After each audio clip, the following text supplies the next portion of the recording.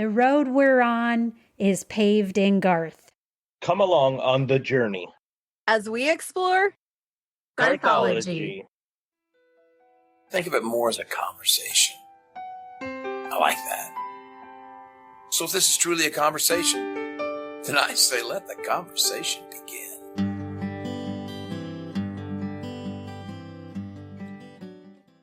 Showtime!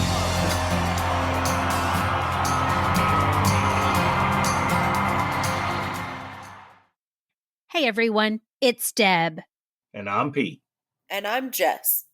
Welcome back to part 2 of our Melting Pot review in our ongoing journey through Blame It All on My Roots, 5 Decades of Influences.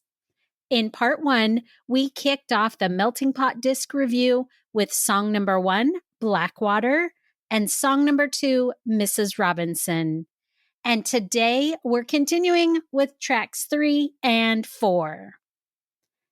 As we mentioned before, Blame It All on My Roots wasn't just any box set release. This was Garth's love letter to the music that shaped him as he grew up. It came out in late 2013 during his break from touring and recording, giving fans a glimpse into his musical DNA. But what really made this set special was how he performed it. In my eyes, that just took it above and beyond just any release. Because he wasn't just a singer like covering hits from the past. He was kind of breathing new life into each song for me. The critics at that point said the project felt lived in, and that's exactly what I hear on Melting Pot. Garth connecting emotionally to every note.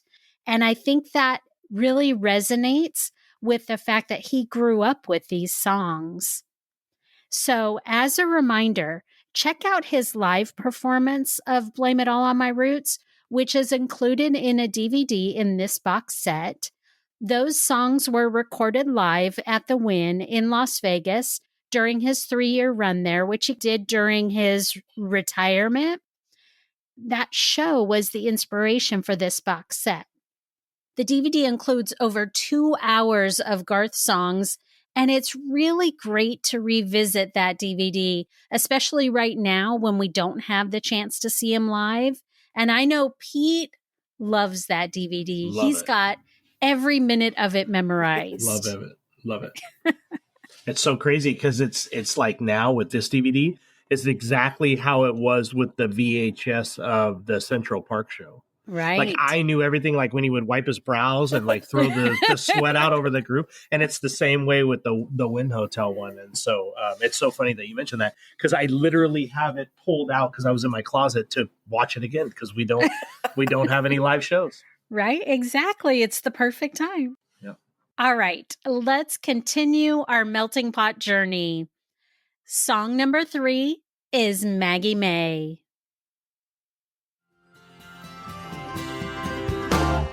Wake up, Maggie, I think I got something to say to you.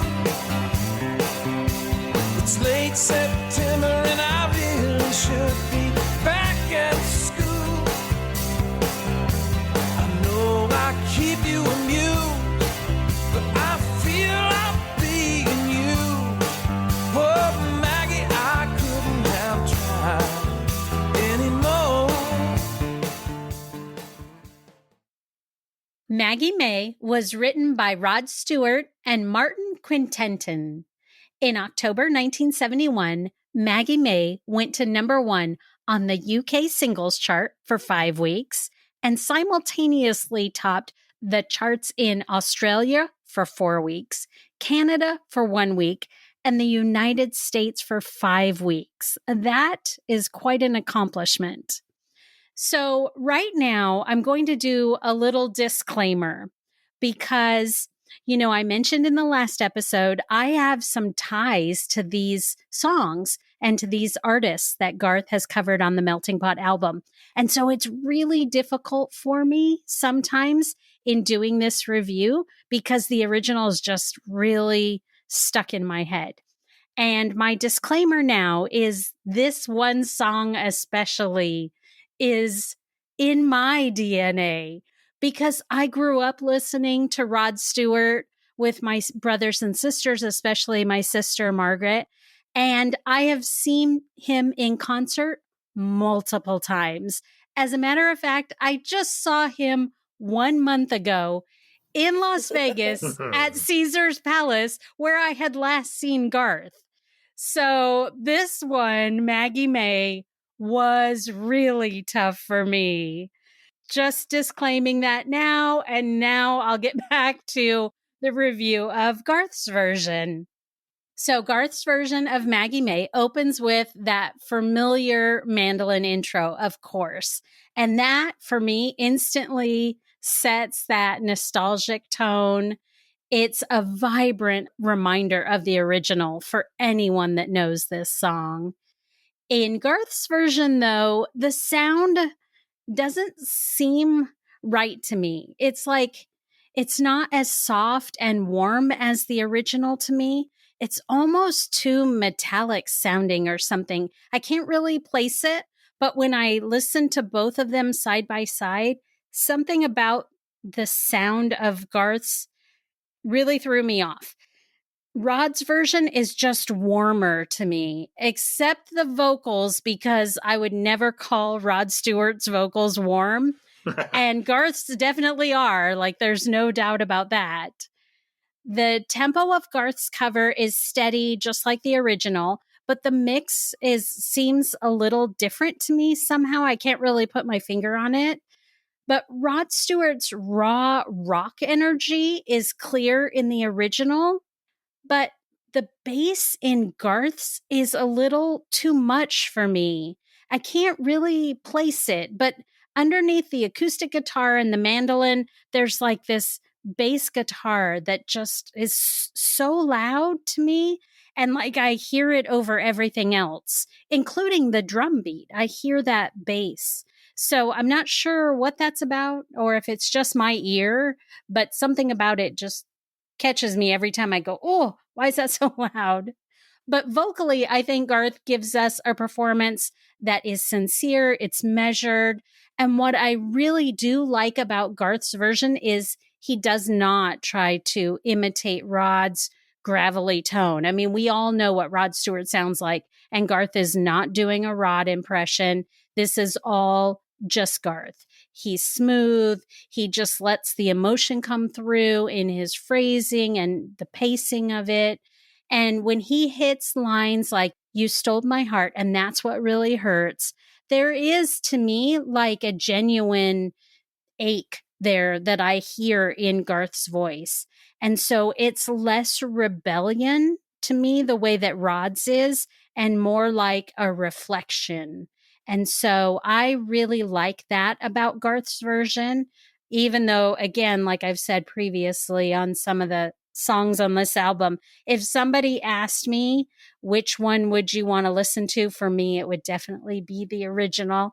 I love you, Garth, but the original. So that's kind of where my review ends. So let's head over to Pete and see what he thinks of Maggie May. You know, Maggie May is not just a song that I know and love. It's a song that will forever take me back to so many different times in my childhood.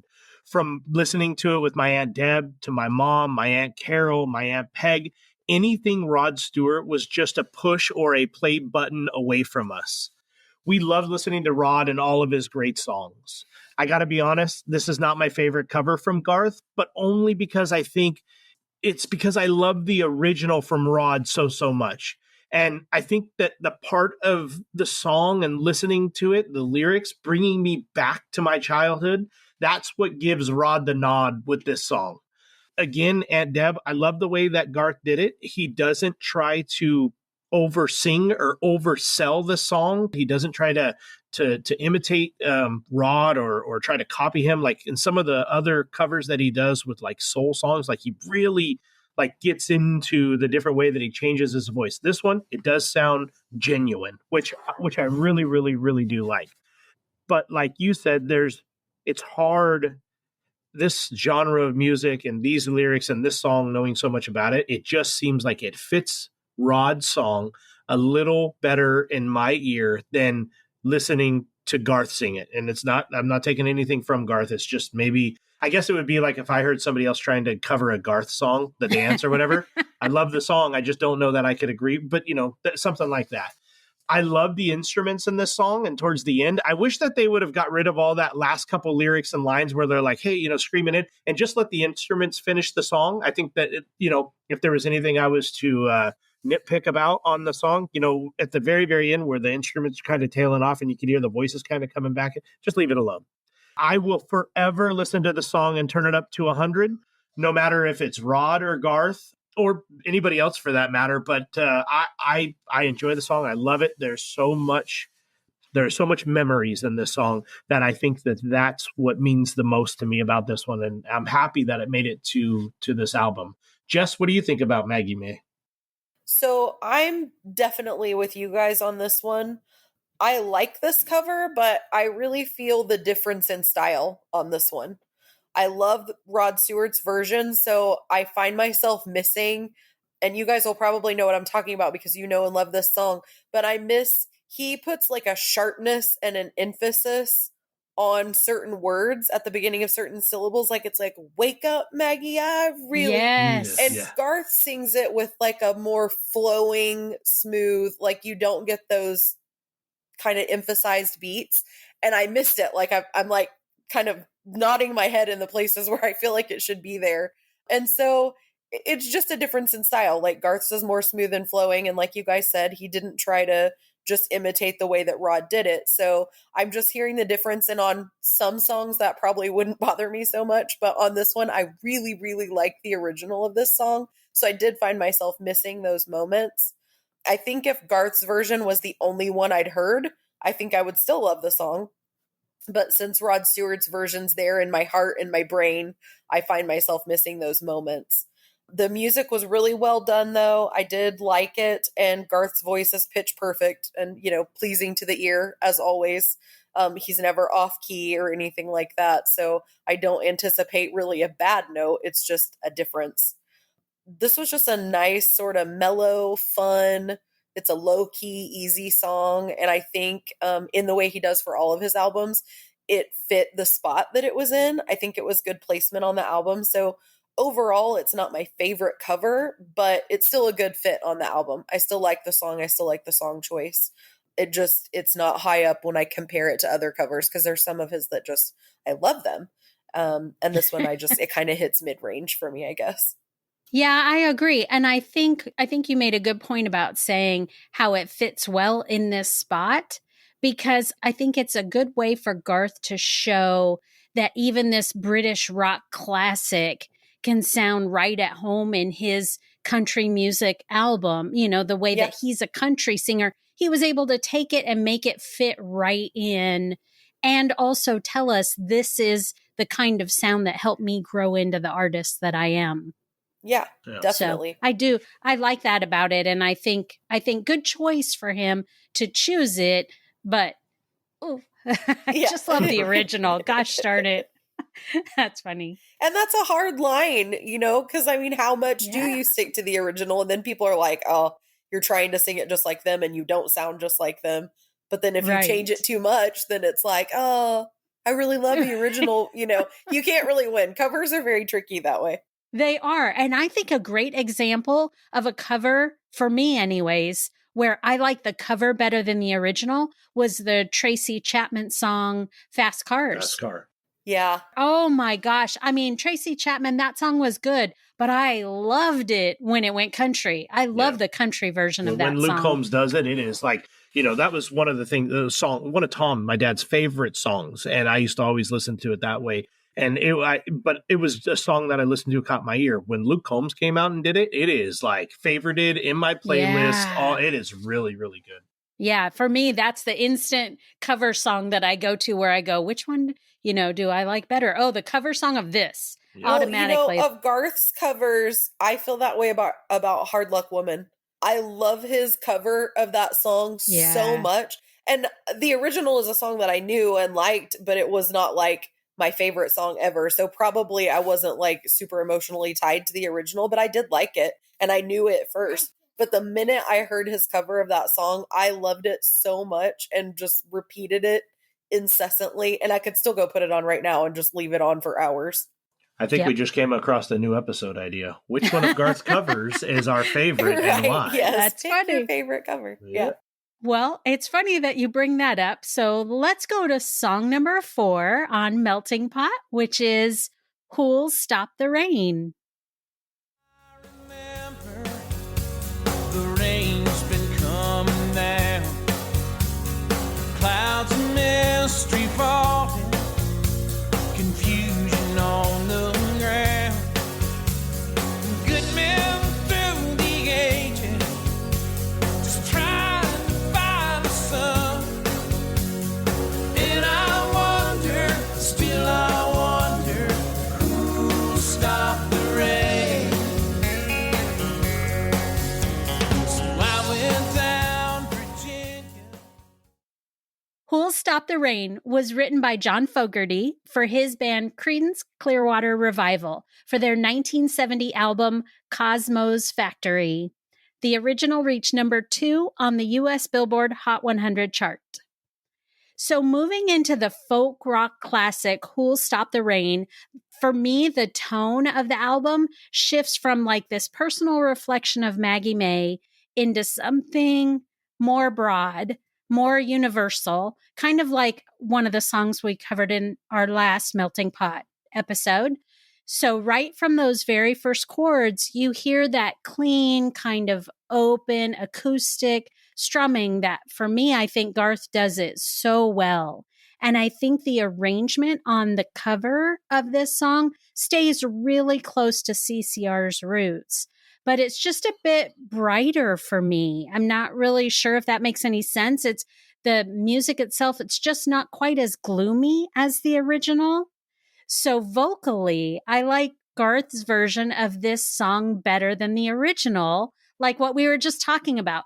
In this case, if you gave me the choice to listen to the original CCR version or Garth's version, I would pick Garth's version every time. This, I just don't have the emotional tie, I think, to CCR like I did to Rod or some of the other ones on the album. So this one, I just feel like Garth's voice is warmer in this than CCR. It's more of a comforting song to me when Garth sings it. And he kind of like draws out the melody just enough so that every lyric lands more for me in his version than it does in the CCR version. And I think musically, I feel like Garth, he wanted to honor like the simplicity of the original, but he also added, to me, it seems like he almost added his faith and his endurance into this. That's what I hear in Garth's vocals. Even though obviously the lyrics are exactly the same, there's something about Garth's vocals that I like feel them more from him than I do from the original. And so that for me is another point in Garth's favor. I do think that lyrically, Who'll Stop the Rain, it's always been open to interpretation, just like we talked about Mrs. Robinson in the last episode. This song is about the times, it's about the struggle, or even the search for hope. And I think Garth sings it as someone who's weathered a few storms, but he still believes that the sun is going to break through one day. And so that for me, it's more heartfelt. And I think it fits perfectly in Melting Pot's message of unity through music. I mean, Garth has always been one to talk to us about that music can bring us all together. It can heal us all. And I think that that's part of what this entire box set was about. You know, like all these genres can come together and one man can sing them and we can all get a message from them.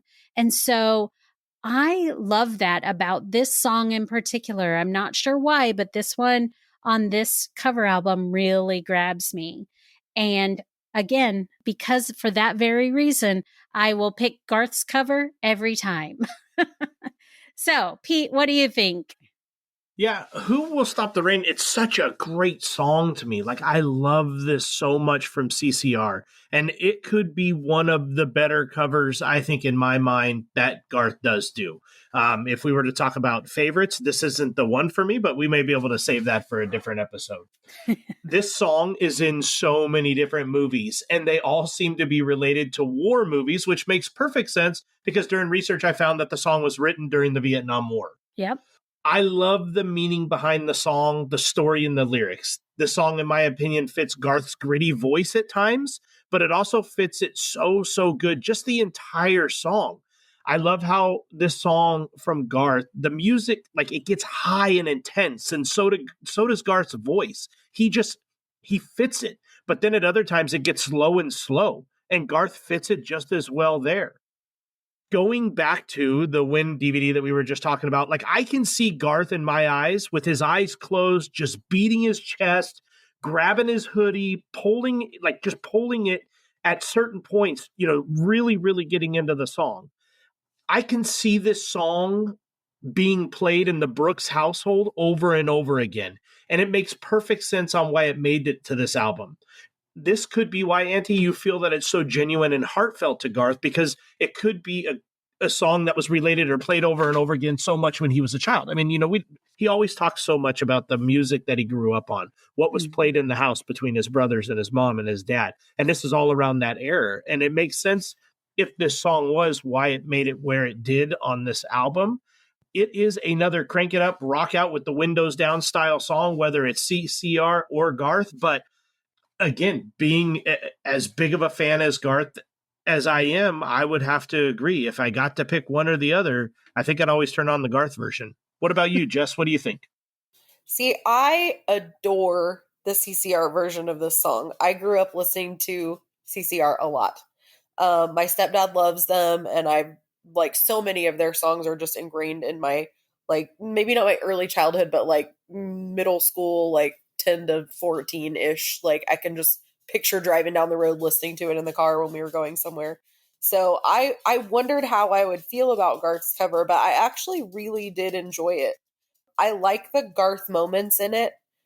The parts that were different to me on this song for whatever reason didn't bother me as much as the previous song that we talked about. So it's funny because as much as I love the original, I still like the differences in this version as well. Like at 21 seconds was the first place I noticed it, and the way that he sings the word falling, it's just very Garth to me. And I could pick his voice out so easily from a lineup with just that one word. I swear you could splice that word and I would be like, oh yeah, that's Garth for sure. So to me, those moments in this cover added to it instead of detracting from the original. And I feel like on some covers, that's not the case. I could not tell you why. It's just personal preference. The hard R on Wonder did pull me out of the song a little bit because I've been singing, and I wonder, still I wonder. I mean, my whole life. So when you sing Wonder, it really kind of, jarred me for a minute. Tomato. Yeah, it may not bother a lot of people, which is funny coming from the South. Maybe that's why hearing it said correctly really just kind of jars me out of the song a little bit. But I will say, as a whole, I did really enjoy it. And by the time I went through like my second and third pass at the song, that didn't really bother me like it did the first, time I was listening to it. I think the arrangement was beautifully done and Garth's voice was well suited to the song. And, I had to say it and make a note in my notes for the podcast. Garth's going to always nail the delivery every time. So on all of these songs, I think it really just comes down to personal preference because it's going to be well done. The music's going to be well done. His voice is going to technically be beautiful, and it's going to just fall probably to our listeners the same as us. Like it depends on where you fall on the original song, how you're going to feel about the cover. And sometimes there's room to love both. And sometimes you may just be like, it was okay. And sometimes you didn't like the original and love Garth's version of it. So it's just going to be very different for everybody. So I'll be interested whenever these are coming out on socials, how other people felt about the covers and how much we agreed with what everybody out there felt like. But I think that this one was a win on the album for sure. I'm glad that he put this one on here. All right. Well, that wraps up part 2 of our Melting Pot review with Maggie May and Who'll Stop the Rain, I think we get two sides of Garth's abilities, his artistry, who he is as an artist. I think we get the storyteller and the soul searcher. And I also think that both songs really show how comfortable Garth is just stepping outside of country music, but he doesn't lose his authenticity like we talked about. He can take these folk rock classic songs and he's still Garth, but he can do them and be authentic doing them. Yeah. And I love that. And that's one of the reasons why I think this cover album, as well as everything in this box set, is so great to have. I'm so glad he did these. I mean, we saw the Wind shows and, well, two of us saw the Wind shows. Sorry, Pete. But you have the DVD. You'll always have the DVD. He has seen it, yes. In that way, he has seen the Wind show.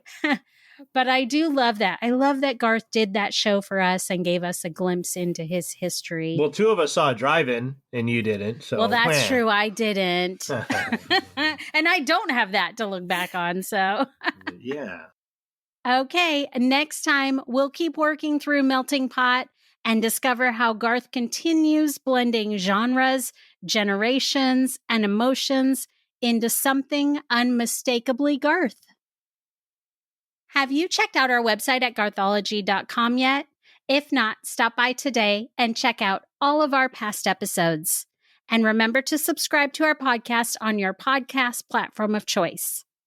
If you listen on Apple Podcasts, please stop by, hit that 5-star button if you like what you hear, and write up a quick review to encourage others to listen.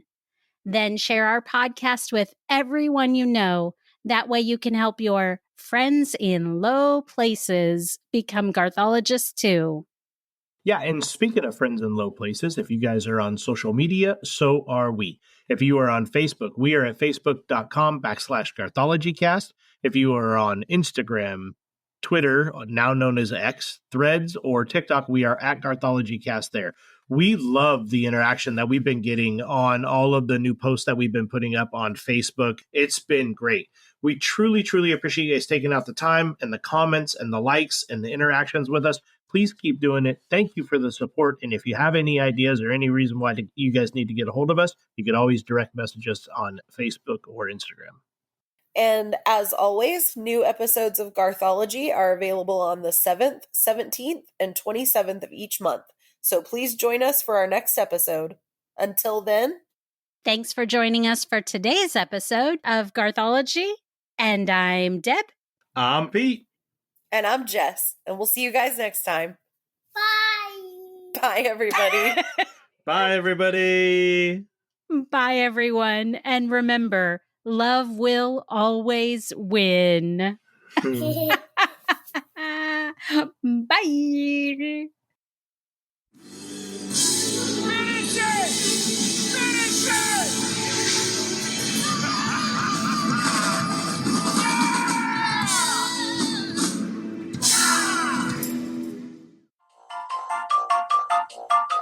Bloopers.